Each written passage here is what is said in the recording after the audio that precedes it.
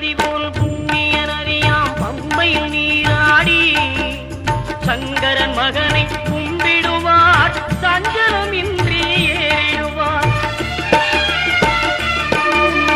நீலிமலை ஏற்றம் சிவபாலனும் ஏற்றிடுவார். காலமெல்லாம் நமக்கே அருள்காவலனாயிருப்பார். தேகபலம் தா பாதபலம் தா தேகபலம் தா பாதபலம் தா தேகபலம் தாய